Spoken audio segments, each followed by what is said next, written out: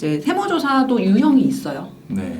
뭐 크게 보시게 되면은 첫 번째는 병의원 뭐 개원 자금이나 부동산 취득에 대해서 자금 출처. 네, 그렇죠. 하시는 경우가 있고 두 번째는 매출 누락.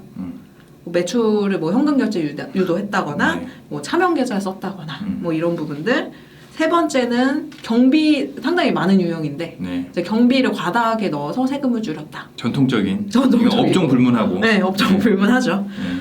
근데 이제 첫 번째 케이스로 병의원 개원 자금이나 부동산 취득 같은 경우에는 이제 사실 개원 자금이 보통 의원급은 한 3에서 5억 정도고 병원은 이제 크니까 병실도 있고 하기 때문에 5에서 10억 정도 돼요. 근데 이 개원 자금 자체를 세무조사 하시는 경우는 그렇게 많진 않아요. 네. 그런데 개원을 하시면서 병원 자리를 구매하셨다, 매매하셨다라고 하시면 자금 출처 조사가 나올 가능성이 크죠. 개원 자금이 아니라 네. 부동산 자금이 네. 이제 조사 대상이 되는군요, 결국. 물론 뭐 세무조사가 나왔을 때 개원 자금에 대해서 좀 팔 수도 있죠. 예. 근데 그렇게까지 뭐 진행하시는 경우보다는 부동산 취득 자금 출처 조사가 더 많다라고 이해를 하시면 되겠습니다. 그렇습니다. 네. 그래서 뭐 병의원 같은 경우에는 이런 사례들이 있는데 제가 네 가지 사례를 가져왔어요. 예. 네. 요거는 물론 이제 저희 고객들도 많이 있지만 이제 비밀 유지 의무가 있기 때문에 이제 국세청 대표적인 사례들. 국세청 사례를 한 네 가지 정도 준비해 주셨다. 상당히 많습니다. 찾아보면은 뭐 병의원은 고소득 전문직이라고 해서 굉장히 미워해요, 국세청에서. 미워하는 게 아니라 사랑하는 거. 사랑하는 겁니까? 사랑하는 자기 실적을 실적을 채워주기 때문에 고마움을 갖고 있는 고객들인 거죠, 두 분. 죄송합니다, 원장님들 하는데 표현이 조금 그렇긴 했는데 어쨌든 국세청 입장에서는 이 세수를 많이 확보할 수 있는 원장님들이다 보니까 원장님은 그 상대 EJ처럼 본인이 이제 그 준비를 많이 되어 있고 어떻게 보면 적이죠. 국세청에 대한 정보를 많이 알고 있다고 하게 되면 그런 케이스 스터디가 되어 있다고 하게 되면 과세를 덜 당하고 안 당하고 그런 과세 금액이 적어지겠죠. 네, 그렇죠. 적어질 수 있죠. 사례를 한번 알려주실까요? 일단은 뭐 사례 첫 번째를 보면은 임플란트 시술 전문으로 하시는 유명 치과 의사래요. 그래서 그 페이닥터 명의로요. 치과를 운영한 거예요. 다수의 치과를. 이제 본인이 투자를 좀 많이 하셨겠죠. 시설 장비 같은 부분들.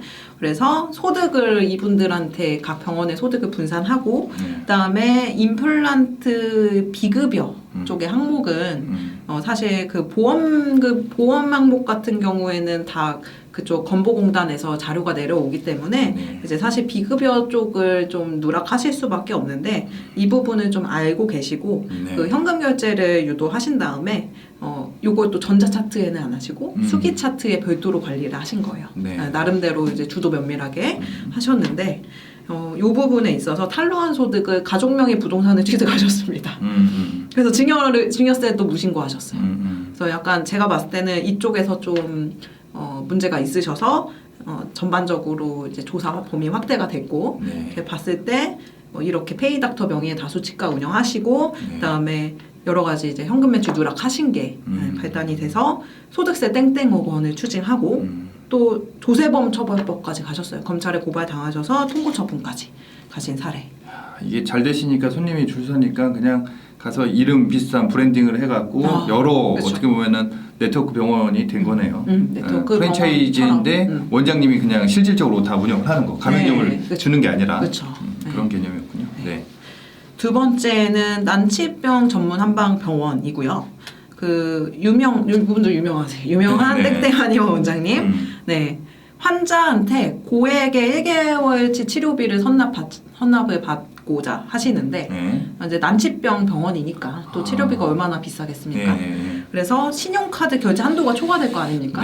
그러면 초과되는 거를 현금 결제 유도하신 거예요. 그리고 뭐 현금 영수증 발급 안 하시고 현금 매출 누락하셨고 이후에 이분도 이제 병의원은 세무조사가 많이 나온다라는 걸 알고 계셨어요. 그래서 대표자를 변경하거나 사업자 등록 개업 폐업을 계속 반복하셨대요. 그래서 소득세 몇십억 원과 또 현금 영수증 과태료 몇십억 원을 부과하고 또 조세범 처벌법에 따라서 범칙 처분을 받았다. 검찰 고발 대상도 되는 거고. 네.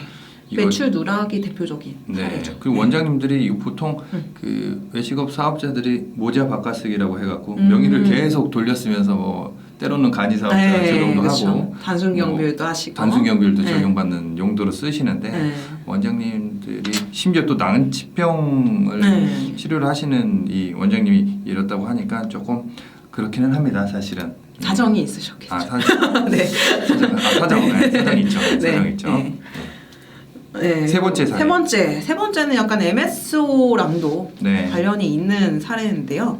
일단 여기도 매년 수백억 원의 매출을 올리는 전문 병원이시고 아마도 법인은 아니신 것 같아요. 비영리 법인으로 하셔야 되기 때문에 이제 혼자서 수백억 원을 올리셨으니 국세청에서는 얼마나 타겟이네요. 네, 타겟으로 보고 계셨을까요?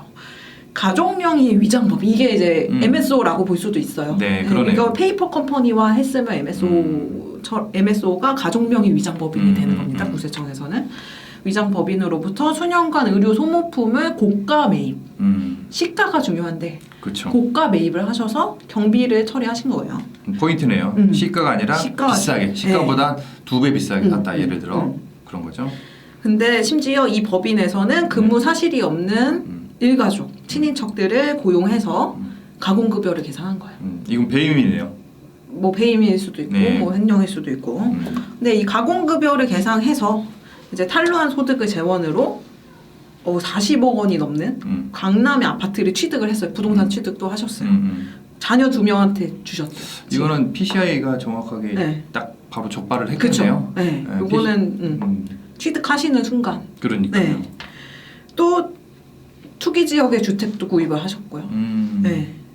우리 국세청에서 그 몇 년간 굉장히 싫어하는 투기죠. 네.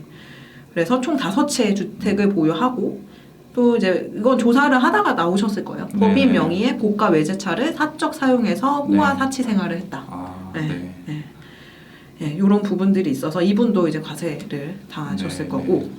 이제 네 번째는 이제 매출 누락의 대표적이라기보다는 좀 뭐랄까 특수한 사례라고 볼 수가 있는데. 저도 이거 주변에 하시는 분이 있어가지고 컨설팅 하시는 분이 있어가지고 이게 굉장한 수익 모델이구나. 네, 이렇게 세무조사로 적출이 되셔가지고 중국, 베트남 손님들 이렇게 유치해갖고 이 리베이트 받고 영업비를 받고 그렇게 하시는 분들이 계시는데 이제 사실은 해외 손님들한테 시술비를 받으셔도 병원의 매출입니다. 그렇죠. 근데 해외에서 그 환자들을 모집해서 와서 실제 알선비나 수수료 자체를 법인에서 받고 그 법인에 그 소득이 머물러 있던 거죠. 시술료가 따로 병원에 가야 되는데 그냥 그 법인에 머물러 계셔서 실제 매출로 계상해야 될 그 시술료를 계상하지 않은 사례.